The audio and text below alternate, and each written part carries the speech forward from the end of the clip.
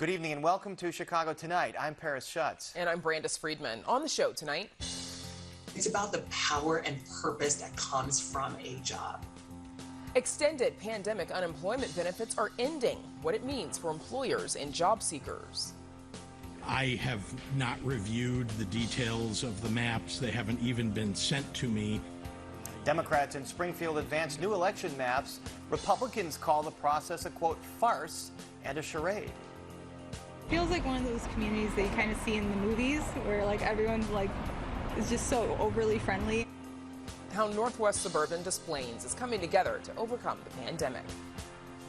It definitely resulted in extreme forms of self-hatred, but I survived. Meet a survivor of gay conversion therapy who was featured in the new Netflix documentary, Pray Away. Animal shelters say they're seeing an increase in pets coming through their doors, how they're handling the surge. The big history behind these little homes in Ask Jeffrey. And Brandis in Paris, as you mentioned, I'm in Des Plaines as part of our Chicago Tonight in Your Neighborhood series. A diverse suburb just north of O'Hare Airport with high vaccination rates, but it's still facing an uptick in COVID cases. It's also looking forward to the reopening of historic theater right behind me and the expansion of one of its major employers. We'll tell you all about that and more, but first, back to you. All right, Jana, we look forward to that. And now to some of today's top stories. Illinois groups react to last night's Supreme Court decision not to halt Texas's new anti-abortion law. In a 5-4 ruling, the court denied an emergency appeal from abortion providers to block enforcement of the law while it made its way through courts. The ruling also came with a blistering dissent from the minority justices. Today, the group Illinois Right to Life praised the decision and the Texas law, saying it hopes it influences other states to pass similar laws. Meanwhile, Illinois Senator Tammy Duckworth, who supports abortion rights, slammed the ruling and called on Congress to recodify the protections in Roe v. Wade. A Chicago alderman is in hot water for offensive language used to describe city council colleagues. 45th Ward Alderman Jim Gardner is facing blowback from progressive alder people and state representatives. This after text messages he sent to a staffer surfaced where he refers to 44th Ward Alderman Tom Tunney as a, quote, bitch. Gardner used the same slur to describe a female staffer for 32nd Ward Alderman Scott Wagasback. WTTW News obtained the text messages after they were first reported on a Northwest Side blog called People's Fabric. Wagasback, along with state representatives Kelly Cassidy and Will Guzzardi, condemned the comments on social media this afternoon. Gardner did not return a call seeking comment. Another Chicago police officer has been charged with misconduct. Lieutenant Wilfredo Roman has been arrested and charged with aggravated battery. He's accused of shoving a flashlight between a 17-year-old suspect's buttocks while making an arrest back in February. Attorneys say the teen was clothed at the time. Roman had been responding to an armed carjacking and had gotten the 17-year-old in handcuffs when the alleged incident happened. Roman is free on bond tonight. Bulls and Blackhawks fans will have to show proof of vaccination or negative test result within 72 hours in order to attend games this season. Today, the United Center announced the mandate for all events at the arena, and that includes sporting events and concerts. United Center officials say the decision is based on a commitment to provide the best environment for fans and employees, and it will go on indefinitely until further notice. And up next, the latest on unemployment in Illinois, so please stay with us. Chicago Tonight is made possible in part by Alexandra and John Nichols, the Jim and Kay Mabee family, the Polk Brothers Foundation, and the support of these donors.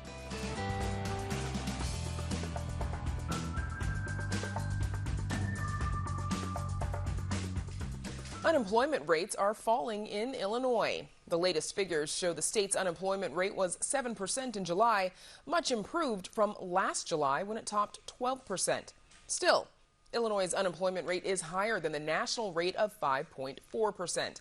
Amanda Veneke joins us now with more on this. Amanda, what's the latest? Well, Brandis, unemployment has been a major issue throughout the pandemic. You had stay-at-home orders and plenty of other fallout from the pandemic, spurring layoffs. And then you had many who lost their jobs, trouble accessing benefits. And in part because of that, there was a whole lot of fraud. Now, for a long time also, people couldn't physically go to state unemployment offices to get help with all of this. They were closed because of COVID, causing long, frustrating calls to the state's overburdened unemployment hotline. Now, that closure set to change last week. 3 state job centers reopened on an appointment-only basis, including one in Harvey. And then just yesterday, the state announcing the reopening of 3 more, including one in Pilsen. Now, this comes as many business owners are desperate for employees.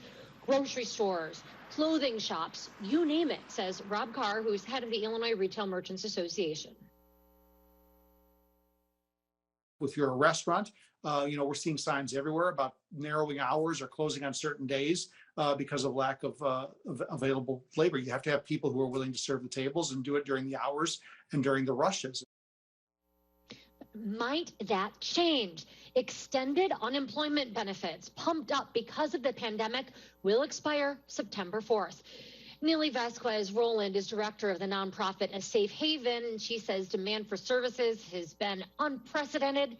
Now she's preparing for a reckoning with the eviction moratorium set to also soon expire. She says joblessness is expensive for the entire ecosystem. It's very expensive to our tax base. They have to cover the cost of all the expenses of having people that are at work, are employable, right? If only we made the investment in them to get them employed. She says her organization is doing what it can to make sure that people don't fall through the cracks. And when it comes to jobs, serving like a matchmaker for those who need work and skills and those who need workers. So as employers, are aggressively trying to hire people and they're finding, a lack of applicants, we're actually helping people that are seeking, careers in those jobs. Cara Collective also does this sort of work, and like Roland, its director, Kathleen Caliento, says matchmaking in this regard isn't as simple as it may seem. There are a lot of reasons, especially now, that people may not be prepared to go to work. What we're seeing is because our participants are facing complex issues beyond unemployment, including healthcare, childcare, perhaps even issues and challenges with the criminal justice system, those issues continue to pose barriers for our participants as they're trying to enter into the workforce. Employers may be putting up barriers themselves as well. For example, including job requirements in a posting that aren't actually necessary. You exclude essentially about 68% of Black and about 79% of Latinx populations when you put must have a college degree. And so that's a question that we ask. Does it actually require a college degree? What in the college degree is required for an employee to be successful in this skill set?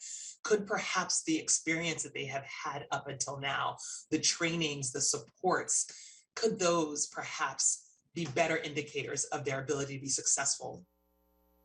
A coalition of Illinois' most major business groups, however, say that Illinois needs to do more on the unemployment front. They sent a letter to Governor Pritzker back in July, actually, in one of the outstanding asks. Using federal pandemic relief money, Illinois has billions of dollars left to help to fill a huge deficit in the state's unemployment trust fund. And this really is the fund that pays for all of those unemployment benefits. Irma's Carr says that fund is facing its largest deficit ever, more than doubling during the pandemic as all of those benefit demands were soaring and doubling to more than $5 billion. The only other options to pay it down, reducing benefits or raising taxes on businesses. Employers did their part, right? They suffered shutting down. Employees suffered shutting down. Employees shouldn't be cut. Benefits should cut. Employers shouldn't have additional unnecessary taxes placed on them as a result of them. They did their part in the pandemic. It's not as if it's a normal recession that was brought about by other economic factors. Meanwhile, a state audit out this summer found that IDS did not have proper checks in place as that state agency awarded pandemic unemployment assistance benefits. Failure to accurately document PUA eligibility resulted in potentially ineligible claimants receiving benefits totaling nearly $160 million, that state audit found. Now, yesterday, a bipartisan legislative commission voted to conduct a bigger audit into IDES. We all realize that in the first few months of the pandemic, everyone was drinking water out of the proverbial fire hose, but this is outrageous. Now, it is unclear what impact any of the changes, reopening of job centers, the expiration of those beefed up pandemic unemployment benefits, what that is going to mean in terms of closing the gap between employers and those looking for work. Cara Collective's Kathleen Caliento says, in this regard, you've got to think of a job as more than a job. It is also, she says, about power and purpose. And when somebody has that power and purpose, that spreads to their family and to the community. Brandis, back to you. Matters a lot, of course, Amanda. Thank you. Des Plaines is a Chicago suburb known for its forest preserves and headquarters to several major corporations. A diverse town with a growing population of 58,000 people and neighbors to O'Hare Airport. Chicago Tonight's Joanna Hernandez and producer Nick Blumberg spent the day in the northwest suburb as part of our In Your Neighborhood series. And Joanna joins us now to tell us how the town is working to overcome the pandemic. Joanna, sounds like a plane right now. That's true. It's a train passing by. But, you know, I have to tell you, I haven't visited Des Plaines in quite some time. But the time that I did spend here, I got to see how tight-knit this community was. Now, this town also faced many challenges through the pandemic, from struggling businesses, from getting people the resources they needed to deal with this pandemic. Now, at this moment, they are seeing a slight uptick in COVID cases. For that reason, some schools are stepping up and hosting pop-up vaccination clinics. Throughout the last several weeks, it's been climbing a little bit. We're right around like 3.92% for our zip codes. Today, where we speak, I think we have 8 positive cases and about 32 kids that are on quarantine. Algonquin Middle School has partnered with the Illinois Department of Public Health to host a series of COVID-19 vaccination clinics. Between the authorization of the Pfizer vaccines and now the Johnson & Johnson and the mandates from the state and the fact that they've been around a little while and people have gotten them without a lot of side effects, I think that those hesitant people are coming in. The middle school is one of dozens of schools in the area that are back in session and have welcomed students into the classroom. Administrators say they are taking all the precautions to keep students and staff safe. Over 99% of our kids have returned. We have great mitigations in place. Our greatest challenge has been in our lunchrooms, maintaining that 6 foot. We've been able to do it, but at some of our schools, we're using our gym during the lunch hour. Thank you for calling the Des Plaines Chamber of Commerce. Over at the Des Plaines Chamber of Commerce, Executive Director Andrea Bewer has been on the forefront in helping businesses stay afloat. When the pandemic hit, businesses were looking for information. So, we tried to answer as many questions as we possibly could. We also started a video series to help create awareness about the businesses that were taking curbside. And we launched a Please Stop Here video series. One of those businesses was American Wild Burger. There was a point in time where we just couldn't find hand sanitizer, we couldn't find masks. So there was actually like a local chamber member. She sewed some masks for our staff and dropped them off. So it was just, at a time when everyone's kind of isolating and staying apart from everyone, we were just trying to keep connected, whether it was, through meetings, even if it had to be through Zoom. Sylvia Talavera is one of the restaurant owners. Her husband and brother-in-law started the restaurant 8 years ago. Despite hitting hard times, the Talavera family wanted to give back and started Free Lunch Fridays. They're a family of 7 kids, and I think because my husband just has a huge heart, and my brother-in-laws as well. They know what it's like to struggle sometimes when you're in a huge family like that, and they just wanted to do whatever they could to help it out. And they were brought up to always help people. Down on Holiday Lane, Self-Help Closet and Food Pantry has worked with businesses like American Wild Burger to host the Red Barrel program, an initiative offering free food donations for those in need. Before the pandemic, we had about 400 Des Plaines households on our books. Now, a household can be anything from 1 person to 8 or 10 people, but and that number's gone up to about 675 households. The volunteer-run pantry has been around for 50 years, and longtime resident Debbie Waluziak says the need for food is increasing. Most of the stories I heard had to do with people that either lost their job or had a sick family member they had to take care of. But throughout the pandemic, the theme was, I never thought I'd be here. The food pantry also offers clothes and personal care products and is open to the neighborhood twice a week. Waluziak says their mission is to give people a safe space, regardless of their financial situation. For now, Beware hopes to bring Des Plaines back on the map as the town finds new ways to reinvent themselves and help businesses survive. Right now, some of the concerns of the business community obviously is the unknowns of the future, but is also in hiring qualified people for their open positions. So we are pivoting, and we're going to do a please apply here for the businesses so they could, tell about their open positions. Apartment buildings are also in the process of being built here, and officials are hoping to bring in new residents to this area. And stay tuned. In a few minutes, you'll hear from the mayor on their efforts to revive the downtown area. But now, back to you. And thanks, Joanna. We'll see you in a bit.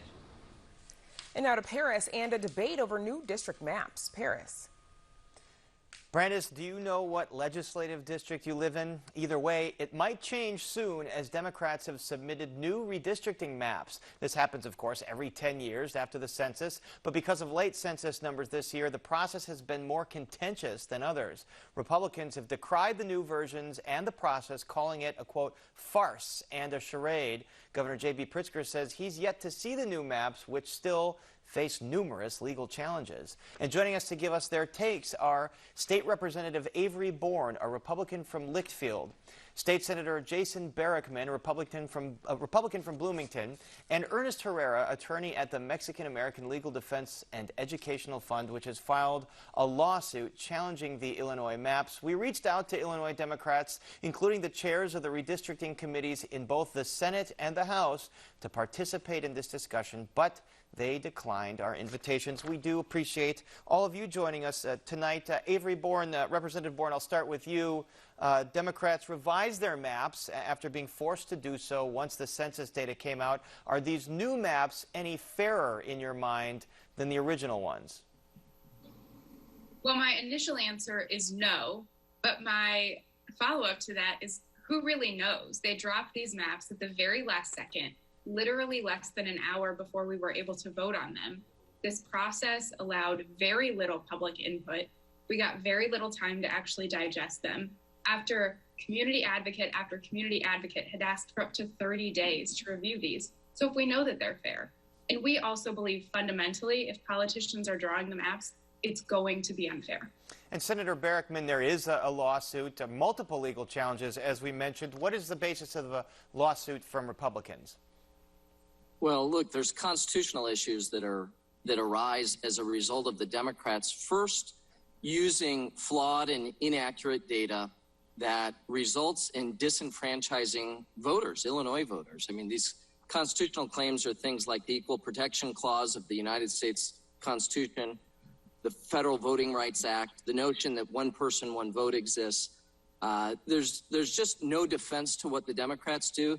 I think, Paris, the fact that no Democrat's willing to come on your show and defend what they've done speaks volumes to the mess that they've created and the legal issues that are going to follow, for which they simply have no defense. And among those legal issues, Ernest Herrera is a lawsuit from your group, MALDEF, saying that it is completely unfair to the Latino population in this state. Explain the basis of your lawsuit. So the basis of our lawsuit is very similar in that we are accusing, and we believe it to be true now, and the Democrats have all but admitted that their maps that they passed in the House and Senate back in June used data that is not population data. They're estimates. Now, this data that they used, it's important to how we do lots of things in this country. So they use the American Community Survey. That's what you're referencing there. That's right. So they use the American Community Survey, and the survey, done by the Census Bureau every year, does not actually count everybody like the census does every 10 years. And that difference is important because our case law from the U.S. Supreme Court, based in the 14th Amendment to the United States Constitution, says that it has to be on a population basis. The ACS does not provide a population basis. It only provides population estimates. And that does not allow the state or anyone to create a map that is properly apportioned, meaning having districts that have the same amount of people. In fact, those estimates did undercount the actual Latino population in the state as revealed by the census, correct?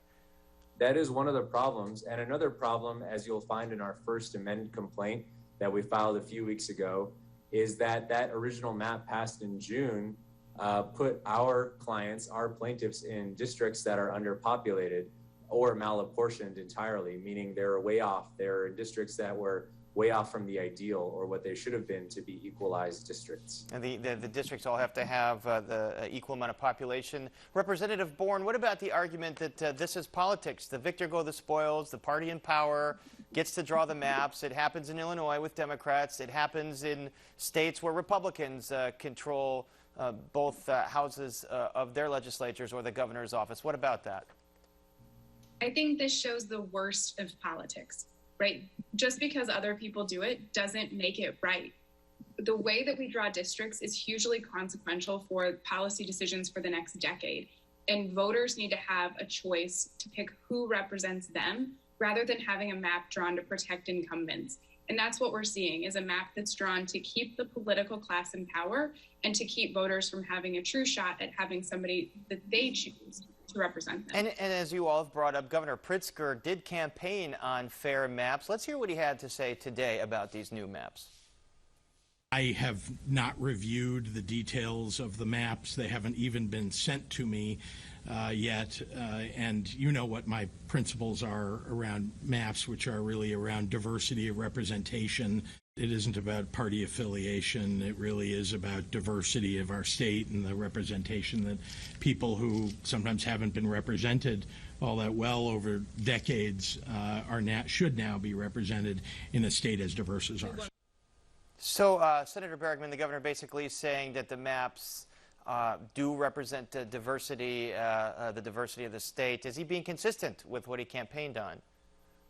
No, I think the governor can't be trusted on this issue. The governor campaigned and promised to voters that he would support an independent commission drawing these maps and that he, in fact, veto any map drawn by politicians. He broke his word with voters.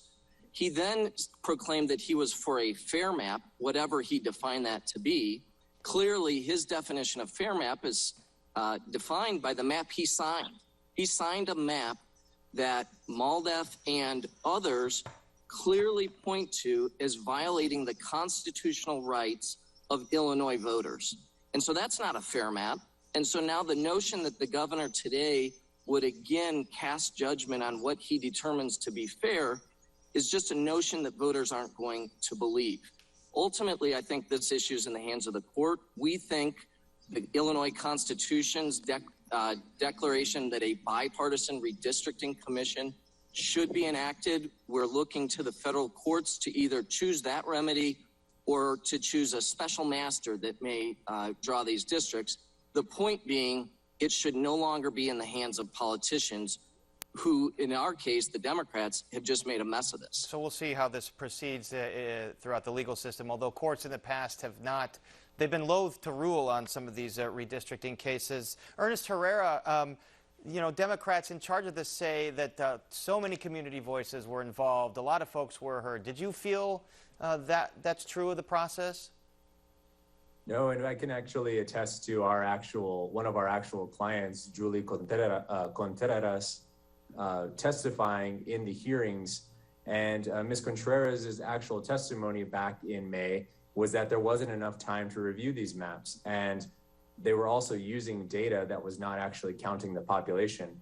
Last week, when the Democrats or the legislature was scrambling to draw new maps, Ms. Contreras testified again, and she is an average person, a voter who lives in her community, saying that there wasn't enough time to review those maps.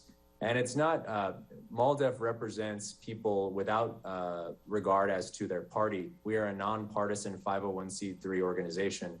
There were other organizations that also look out for voting rights and for civil rights and help organize communities, such as Common Cause and others, who actually sat out this last process because they thought it was so unfair and so opaque, non-transparent. So this is really not a partisan issue in our eyes. It's just a matter of following the law. And I do take issue with Governor Pritzker's assumption, perhaps, that these maps represent diversity. For one, we think that the court should take over the process at this point. They should find the maps that were signed into law back in June unconstitutional. And generally what happens here is, when you said the court is loath to decide these things, usually what happens is, under precedent, courts give the chance to a jurisdiction to redraw the maps once they've been found unconstitutional or illegal. In this case, the Democrats or the leaders here had their chance to redraw the maps. And we don't know, we have some serious concerns about those maps. As the representative was saying, we don't know actually which versions were the final until about a night and a half ago. But our analysis of the last versions we saw on Monday showed that Latinos are underrepresented in these newest maps. So it is very possible that that the legislature, the General Assembly here, got rid of one unconstitutional violation in favor of another constitutional or statutory violation. All right, there's a lot, like we said, a lot of legal challenges to follow here, and our thanks to State Representative Avery Bourne, State Senator Jason Barackman, and Ernest Herrera. And up next, we head back to Des Plaines, so please stay with us. Is there anything that these police departments can do to earn trust from the community at this point? What inspired you to propose this bill? Need some legislation. We've got to turn the page on this history.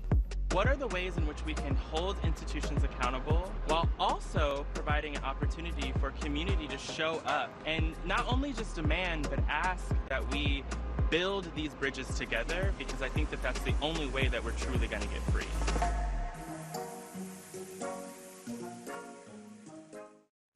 And now we go to Joanna Hernandez, who's been reporting from Northwest Suburban Des Plaines as part of our In Your Neighborhood series. Joanna. And Paris, now joining us is Des Plaines Mayor Andrew Kakowski. How are you doing today in this beautiful evening? I'm doing great. I'm so glad to be here with you in our downtown, and I'm happy to talk Des Plaines. So I'm so happy that you're here. So I want to start off with vaccination rates. Now, according to data from Cook County, 85% of the people here are fully vaccinated. What do you think led up to such a high rate? I think that there are a few things that led to Des Plaines getting a higher vaccination rate. We had a great mass vaccination facility over in our city that was run by Cook County, and it was the highest performing facility. So there are tens of thousands of Des Plaines residents that were able to go just down the street to get vaccinated. Also, our initial infection rate was a little high, so I think that people understood it was something that needed to happen. So do you feel that the town right now is in a good place? I do. I think that the town's in a really good place. Our numbers are trending up like everyone else's, but we have a strong foundation of people who are vaccinated, and we know what we're doing, and yeah, I think we'll be in a good spot. Now, I want to talk about the diversity program that you're working on. Now, according to the census data, about a third of Des Plaines residents were born outside of the U.S., and more than 40% speak a language other than English at home. How are you working to include this diverse community altogether? Sure. So what we're trying to do, I recently announced an advisory group, a multicultural advisory group, and we're looking for people from all over our community, people from the South Asian community, the Polish community, you know, all across the board, and we're going to have them come together and talk about what it is that the city does right, what it is that the city needs to do better, and what it is that we're sort of challenged on addressing to incorporate these communities and make them feel welcomed and part of our greater fabric of a community. Why was this important to you? It's important to me because I grew up here in Des Plaines, and all the years that I've been here, I've seen it turn more and more diverse and more sort of multicultural. in its makeup, and I'd like to see that reflected in the city, in terms of our programming, in terms of who we hire, all sorts of things. So you want to get everyone involved in the town here? Yeah. So now let's talk about what's right behind us, the Displays Theater.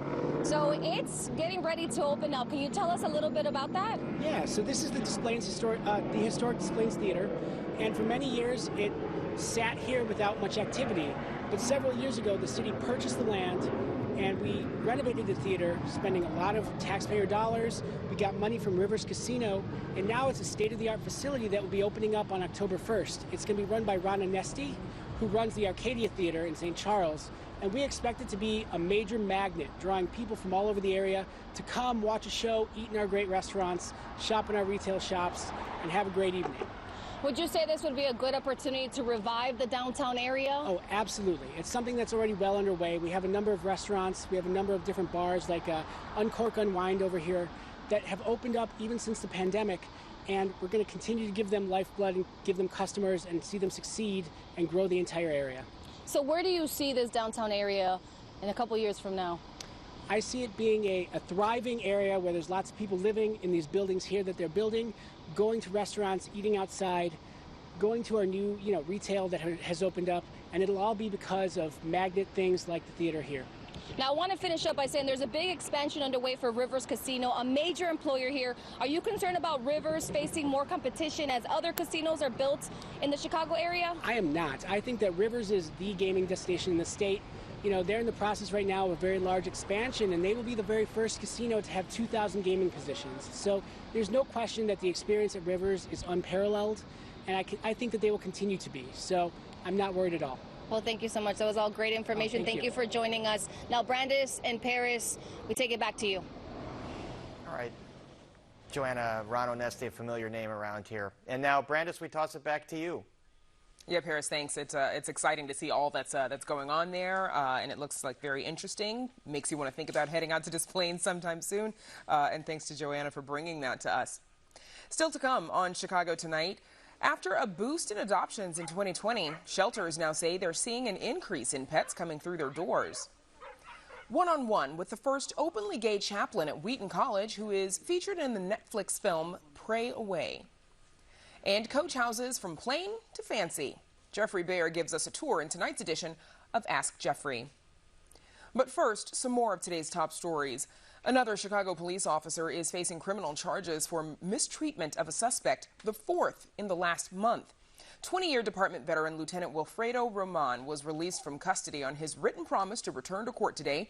He's charged with aggravated battery and official misconduct for allegedly shoving a flashlight onto the buttocks of a teen suspected in a carjacking. Attorneys say the teen was clothed at the time.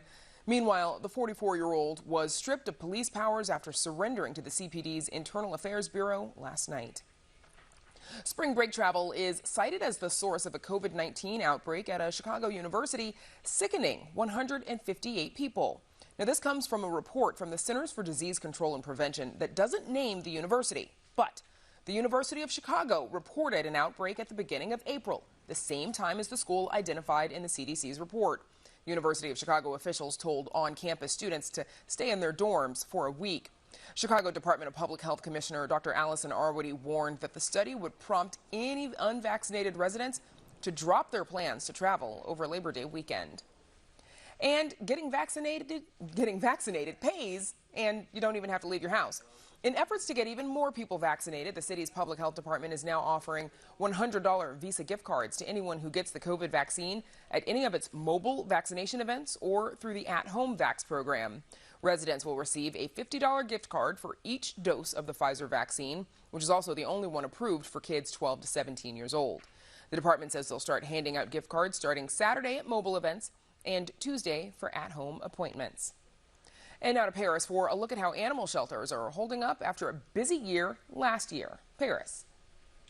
Thanks, Brandis. Animal shelters across the city are seeing an increase in the number of pets coming through their doors. This after a relatively quiet 2020 when shelters saw a boost in adoptions and fostering. WTTW News reporter Kristen Tomets joins us now with more details. Kristen, why are shelters seeing a spike now in pets to pre-pandemic levels? Yeah, Paris. So shelters are starting to see more people returning pets. They're citing reasons such as returning to work or moving. You may recall many people remained at home in one place last year. They were working from home. They weren't moving. More people are starting to go back to offices. More people are starting to move into new homes or apartments as well. Shelters also say people have been citing financial reasons for not being able to keep a pet, is also just a lack of time in general to care for one. And we're looking at pictures right now of pets up for adoption at Paws Chicago. Our producers are doing that to me, looking at those sweet faces. So how are shelters handling this increase in pets right now? Yeah, so Chicago Animal Care and Control is asking those who unfortunately have to give up their pets to make an appointment to do so and to hang on to their pets as long as possible. This allows the shelter to better manage its population. Meanwhile, the shelter is happy to provide resources to those pet owners during that time. Other shelters are also offering help with food and medical expenses. And, above all the shelters we talk to, they just want people to remember, even though you're not going to be home as often as you were in 2020, that doesn't mean you can't adopt a pet. They say a home is a better place for an animal than a shelter. But if you're not up for adoption, you could always foster. Shelters are always looking for foster homes, especially those who can accommodate pets with special needs or illnesses. But if you're still kind of thinking about adoption, now may be the time. Many of the shelters we spoke with are waiving adoption fees or allowing would-be pet parents to set their own prices for adoptions as part of the National Clear the Shelters campaign, which is going on now through September 19th. All right, a lot of animals looking for homes. Kristen, thank you so much. Thanks, Ferris. And you can read Kristen's full story on our website, where you'll find more about how you can adopt or foster a pet. That's WTTW.com/news. And now to Brandison, one of the subjects of the Netflix documentary Pray Away. Brandis. Paris, thank you. In 2015, then Illinois Governor Bruce Rauner signed a law banning gay conversion therapy for minors, a practice where counselors try to change a person's sexual orientation from gay to straight. This practice has been widely condemned as not only ineffective, but harmful by a variety of medical and mental health organizations. Our next guest has written a book about her experiences as one of the faces of the gay conversion movement and her journey to being the first openly gay person hired by Wheaton College, an evangelical Christian college in Illinois. The book is called Out Love, a queer Christian survival story. She was also featured in the new Netflix documentary about the movement called Pray Away. Here's a clip. Ex-gay leaders are doing what they believe is the best thing for all of us. The problem is that they think whole and healthy means trying to fit ourselves into something we can't be. I wish that they would listen to us and believe us when we say that we really are so much healthier and happier now that we're no longer a part of that. And joining us now is author Julie Rogers. Julie, thank you for joining us. So let's start here. You were literally the poster girl for the so-called, for the gay conversion therapy. You were speaking at conferences for Exodus International, which is was the oldest and largest organization in that so-called ex-gay movement. Tell us how you went from being a proponent of conversion therapy at the time to being an opponent to it now. Well, I think what's important to understand is my mom took me to the conversion therapy program I was a part of. It's called Living Hope Ministries, based out of the Dallas-Fort Worth area. And she took me to meet with Ricky Chalette, the executive director, when I was 16 years old when I came out. So he had me start giving my ex-gay testimony for them when I was 17 years old for their donor banquet. And nobody has an ex-gay testimony when they're 17 years old. And so I just kind of continued doing that. It was well received. So he sort of took me on the road with him. Every time he would speak, I would sort of tell my story beforehand to illustrate his points. So it was something that, that our brains are still developing until we're 27 years old. So it was really in all those crucial formative developmental years that I was going through this and being a proponent of it. And during that time, I really was able to come into my own sense of self, see the harm that teaching was causing, and come out in a different place by the time I was more established as an adult. Let's take another look at a clip when you talked about those conversion therapy sessions. It was kind of like a normal therapy appointment in many ways, where you sit down and talk about your week and what's going on, and then you start getting deeper into the stuff that's really bothering you. But there was a little more of a confessional element. I felt like I had to tell Ricky everything. Every sexual attraction or feeling or crush that I might have. And so, you know, after confessing your so-called sins, what happened in those therapy sessions? Was there prayer? It was kind of like youth group meets a 12-step program. So we would sing songs, and there would be a sort of sermon. And then when we would make these go around and confess sort of our failures from the week, the leader would help us try to understand what triggered it, why we maybe gave in to a sexual impulse or reached out to a crush. And they would connect it with like, oh, your boss belittled you and that's why you reached out to that person, or your mom was really harsh to you, so you went and looked at porn or whatever. So then we would sort of like try to commit to, you know, more purity that next week and more accountability. And we basically all went around in a circle and did that every single week for years. Wow. Okay. Fast forwarding a little bit, you were the first openly gay person to be hired by an evangelical Christian college, the one right here in Illinois. You took Wheaton College's pledge, or it was called a community covenant, to remain celibate and to support the school's belief in the sanctity of marriage between a man and a woman. It's also the same pledge that LGBTQ students and staff all take. But by then, you were an out Christian blogger when they reached out to you to help minister to the growing group of LGBTQ students there. As an out person, why did you take the job when it came along with that pledge? I took the job because first I really cared about, you know, students. There were all these queer students on campus who I knew didn't have anybody who could really empathize with them and advocate for them. And I really saw an opportunity to create a safe place for them to begin to imagine a positive future in their faith communities. And then I also thought, you know, maybe these communities are changing. More people are starting to come out and stay in Christian communities. We have the internet now, so people can follow our journeys and see that we don't bite, that we're not monsters, and maybe they're really coming around. So I had faith that they might be opening up more than they were ready to open up when they offered me that job. Okay, and we know that, you know, later on that you were forced to resign after the school received some pressure from conservatives. But tell us about writing your book, Out Love. Was this, you know, therapeutic? Were you going for a sort of a cautionary tale about not being true to yourself?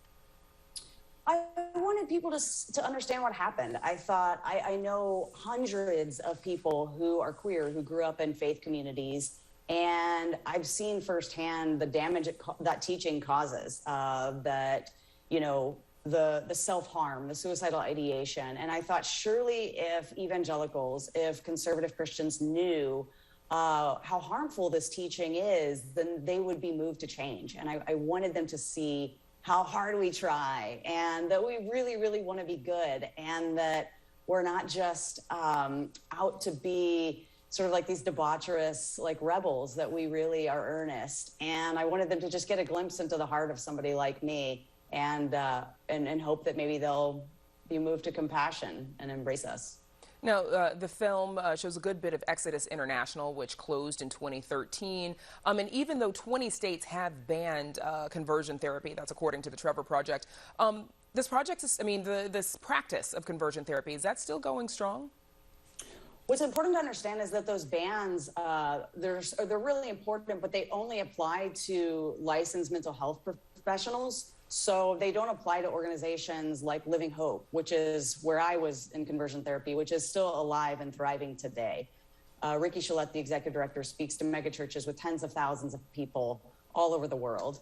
And they have over 100 people in their support groups every week and over 10,000 people on their online forums. So no ban will ever touch those organizations because of religious freedom laws.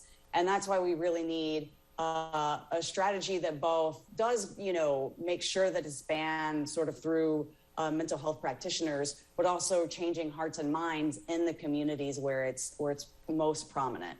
And Julie, we're just about out of time, but what do you want people to take away from your book, especially young people? I want them to know that there is a positive future awaiting them, that they don't need to come out if it's not safe. But I want them to know that eventually, if they get to a place where they can tell the truth about themselves to just a few safe people, eventually they're going to find all kinds of communities who will enthusiastically embrace them. They'll find faith communities. They find Christian communities if they want to hold on to their faith that will enthusiastically celebrate them and delight in them exactly the way they are.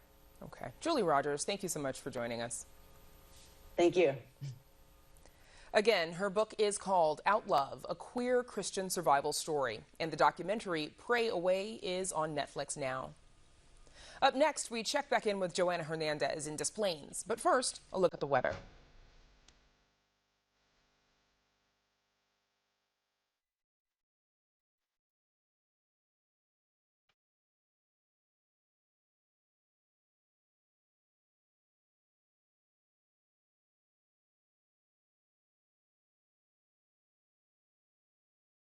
And it is time again to check in with Joanna Hernandez, who is in suburban Des Plaines as part of our In Your Neighborhood series. Joanna, what do you got? Well, Paris, now joining us is Nina Alaprandi, Associate Executive Director of Maryville Academy. Thank you for joining us tonight. Thank you for having us. It's a wonderful evening, right? It is. It's beautiful out here. Now, I want to start off, for those who are not familiar with Maryville Academy, can you just give me a quick overview of what you do? So Maryville's an agency that has a lot of programs that protect children and strengthen families to help them reach their fullest potential so that they can really thrive in their communities. Maryville was founded in 1883, so we've been working with children and families for a really long time. And although the years have gone by and the names of our programs have changed, our commitment to children and families has remained. And as we know, COVID hit everyone very hard. Can you tell us some of the programs that people were still able to receive or go to? Sure. So I'm very proud to tell you that Maryville never shut its doors. So throughout the whole pandemic, we continued to thrive. So some of the programs that Maryville runs today, we have behavioral health clinics that operate both in Chicago and here in Des Plaines, and they provide services for people who have substance abuse issues. We run the Maryville Crisis Nursery for early childhood services, families with young children, a children's health care center for families with children who are medically fragile or technology dependent and are ready to come out of acute hospital settings but can't yet go home. We have a therapeutic day school here in Des Plaines. It's called the Gen School. They do an amazing job with students with educational challenges. We run recovery homes for adult women who have addiction issues and are in treatment. And the really neat thing about those programs is these women can bring their children with them. Oh. And so we have lots of different services. And additional to all that, we run CYO, which is Catholic Youth Organization. Wow. So we provide an opportunity for young people to come and play and participate in sporting activities in a very organized and safe way. So there's multiple programs. Lots of different programs. We never shut our door during the pandemic. That's great. Can you tell me how someone can seek these resources and programs? How can they find you? Sure. So if anyone wanted to find us, they could go to our website at www.maryvilleacademy.org, and they'll be able to see all the different programs that we have, and they can email us there and reach out. And you have been, like you said, you've been open throughout the entire pandemic. You were essential. What is something that you would like to say to those who are still going through it now? Well, there is light at the tunnel. There are safe ways to keep your doors open. You know, we were very, very fortunate. We have a lot of medical staff at our Children's Health Care Center. So a week before the governor even announced the shutdown for the state of Illinois, we were ordering all sorts of PPE and planning for something like that to happen. So there are ways to keep staff safe. There were some departments, our support departments, where we allowed some staff to work from home, but the majority of our workforce was coming to work with the children in the group homes. And thank you, Nina. Programs. That's all useful and great information. Thank you for joining us tonight. Now, that is all that we have here from Des Plaines. Now we send it back to you back in the studio. A lot of important work done there by Maryville. Joanna, thank you so much. And up next, the big history behind Little Homes in an encore edition of Ask Jeffrey. Ask Jeffrey on WTTW is made possible in part by Binny's Beverage Depot. Since 1948, Binny's has remained local, family-owned, and dedicated to helping you celebrate the best times in your life. Binny's Beverage Depot toasts Chicago's proud history and its people. Since 1948, Binny's has remained local, family-owned, and dedicated to helping you celebrate the best times of your life. Whether you call them coach houses, carriage houses, or granny flats, these small living spaces have loomed large in recent news here. Jeffrey Bayer says, put them in, Coach, in tonight's edition of Ask Jeffrey. Jeffrey, how's it going? It's going great, Paris. All right, I feel like we cover this every week. This is such a hot topic in Chicago right now. So we got a letter from Ellen Palmer in Rogers Park. She says, tiny houses are a big trend now, but there are a few old ones in my Rogers Park neighborhood that I'm eager to know about. What do they look like inside? They are wonderful little gems. So what do they look like inside? Well, we're going to see. But it's important to note that the tiny houses that our viewer is admiring are not the tiny houses of the environmental movement over the last decade or so, encouraging people to build houses with small footprints.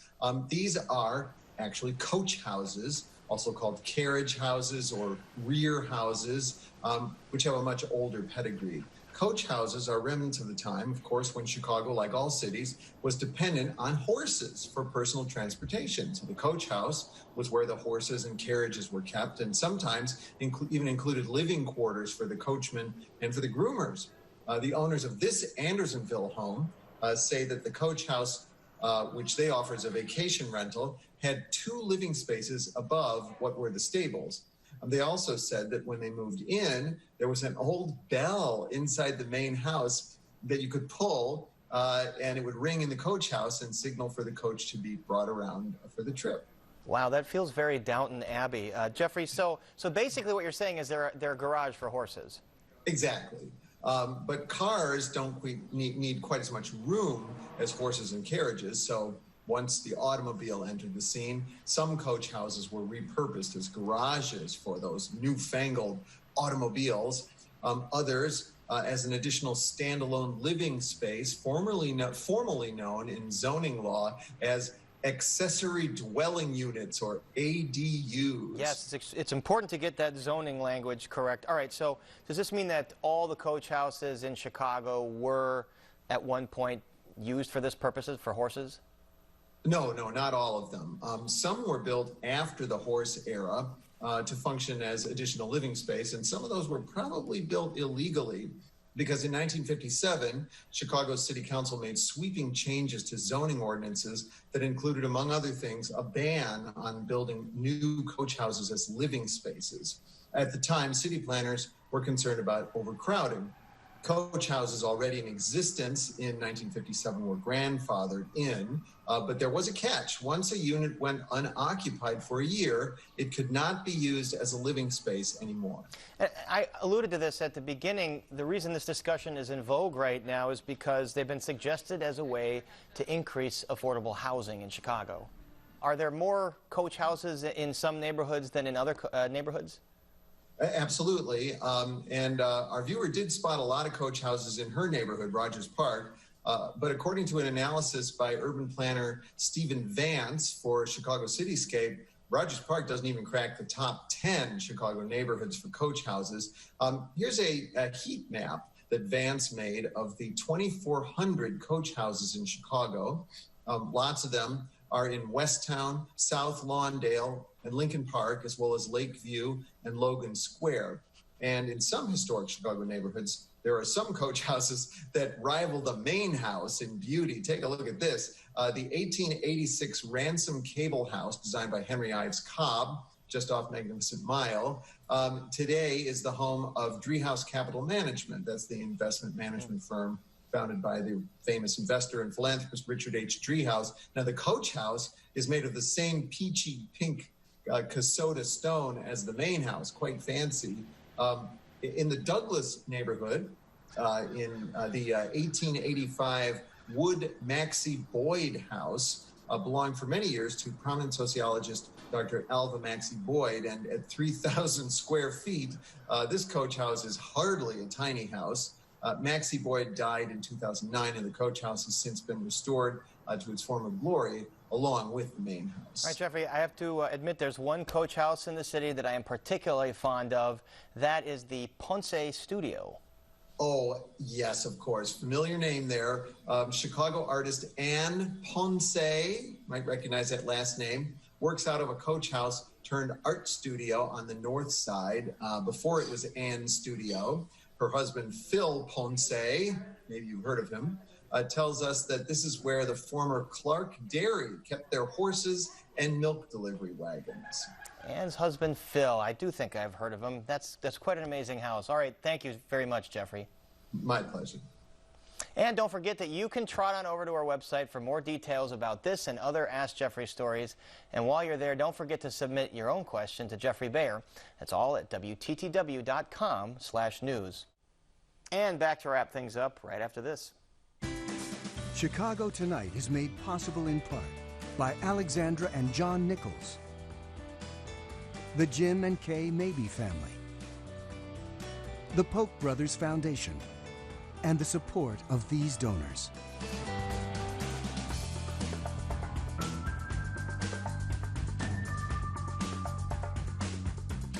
And that's our show for this Thursday night. Don't forget to stay connected with us by signing up for our daily briefing, and you can get Chicago Tonight streamed on Facebook, YouTube, and our website, WTTW.com/news. You can also get the show via podcast and the PBS video app. And please join us tomorrow night at 7 for the Week in Review. Now, for all of us here at Chicago Tonight, I'm Brandis Friedman. And I'm Paris Schutz. Thank you so much for watching. Stay healthy and safe, and good night.